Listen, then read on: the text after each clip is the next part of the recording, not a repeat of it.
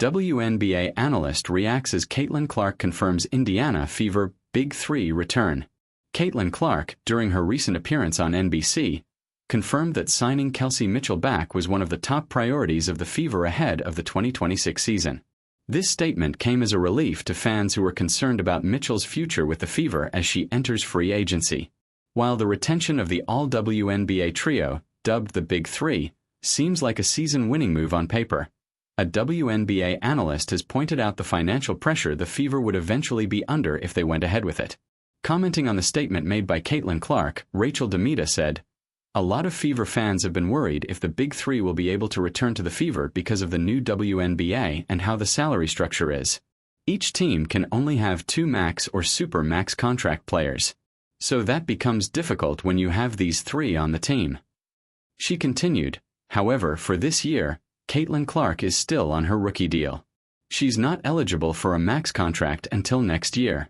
So the Indiana Fever can put Aaliyah Boston and Kelsey Mitchell on max contracts, which gives them at least 1 more year to try to run it back with these 3. And assuming that all 3 of them are healthy and they're able to get some good free agents in the offseason, then this is going to be a very scary team." Kelsey Mitchell is one of 7 Fever players who will be an unrestricted free agent. The 30-year-old is probably the most poised to receive the $1.4 million Supermax contract, while Aaliyah Boston will be eligible for a $1.19 million max contract under the new CBA deal. That being said, the Fever would eventually be in a financially tricky situation if it opted to hold on to the Big Three. Retaining Caitlin Clark, Aaliyah Boston, and Kelsey Mitchell could land Indiana in a stars and scrubs situation. Although the new CBA allows the Fever to retain Mitchell and compensate her as per the new CBA deal, while also meeting Boston's price tag, Caitlin Clark's upcoming max contract eligibility could mean a severe financial drain for the franchise.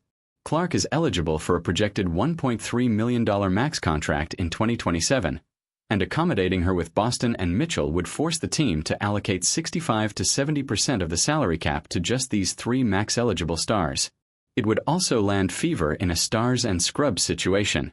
To the uninformed, a stars and scrubs situation is a roster construction and lineup building strategy where a team invests the majority of its budget into acquiring 2 or 3 high-priced star players while filling the rest of the roster with low-cost, low-salary scrub players.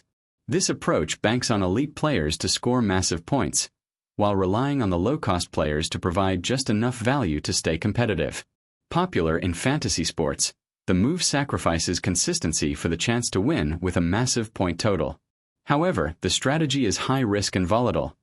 If a star player has an off night, sits out due to injury, or plays in a blowout, the lineup often fails because the scrubs cannot generate enough points to compensate. Do you think the Fever will hold on to the Big Three? Let us know.